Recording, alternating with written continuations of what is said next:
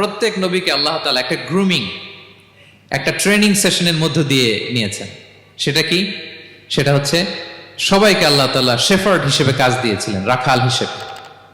পৃথিবীর সব নবীরা ছাগল চড়াতেন, সব, আদম আলাইহিস সালাম থেকে শুরু করে বিষ্ণু ঈসা ইসলাম পর্যন্ত।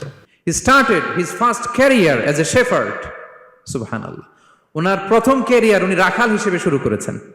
রাখালরা যে কাজ করে, অর্থাৎ মরুভূমিতে ভেড়া, ছাগল, তারপর বকরি, দুম্বা, এই চড়ানোর কাজগুলো দিয়ে বিষ্ণু ঈসা ইসলাম তার ক্যারিয়ার শুরু করেছেন এজ এ শেফার্ড। বিষ্ণু ঈসা ইসলাম বলেন, সহিহ বুখারীর বর্ণনা, মা বাআসাল্লাহু নাবিয়্যান ইল্লা রাআল গানাম। আল্লাহ তাআলা এই পৃথিবীতে এমন কোন নবী পাঠায় নাই যে নবীরা ছাগল চড়ায় নাই। সুবহানাল্লাহ পড়বেন না? সাহাবারা বললেন, ওয়া আনতা ইয়া রাসূলুল্লাহ, হে আল্লাহর নবী, আপনিও ছাগল চড়িয়েছেন? বিষ্ণু ঈসা ইসলাম বললেন, নাআম, আমিও ছাগল চড়িয়েছি।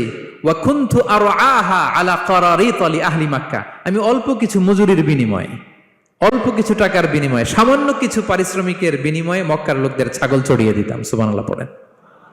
কেন সব নবীকে দিয়ে আল্লাহ ছাগল চড়ালেন? এই ট্রেনিং সেশন, গ্রুমিং সেশন কেন? কারণ ছাগলকে একসাথে বসানো কঠিন। ছাগল একটু কি বলে, একটু টেরা টাইপের প্রাণী, কথা শুনতে চায় না। ধরেন যে সারা সপ্তাহ আপনি খুব ব্যস্ত, একদিন সুযোগ পাইছেন সপ্তাহে যে আজকে আমি ফ্রি আছি, যাই পুকুরে যাই, আমিও গোসল করি, ছাগলটারও গোসল করাই। এটা ধরে যদি এখন পুকুরের দিকে টান দেন, কি করবে?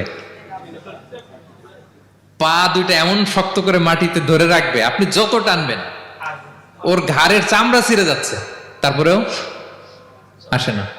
এরপর ছাগলগুলোর একসাথে রাখা কঠিন, একটা নেচে ওদিকে যায়, আরেকটা লাফ দেয় এদিকে, আরেকটা ওইদিকে। এদেরকে যদি কেউ একত্রিত করতে পারে, তাহলে এই জাতিকে, মানব জাতিকে একত্রিত করা তার জন্য একেবারে সহজ, পানি ভাত, ঠিক কিনা? এজন্য আল্লাহ এই মানব গোষ্ঠীর উপর লিডারশিপ কায়েমের আগে ছাগল চড়িয়েছেন।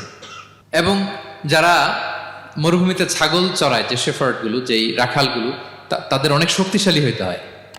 গায়ে শক্তি না থাকলে ছাগল চড়ানো যায় না, কিন্তু লাঠি নিয়ে হই হই করে পিছনে দৌড়াইতে হয়, নেকড়ের ছোবল থেকে ছাগলগুলোকে রক্ষা করতে হয়, বাঘ, নেকড়ে এগুলো থেকে বাঁচাইতে হয়।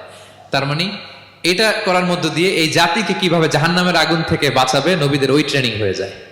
সুবহানাল্লাহ।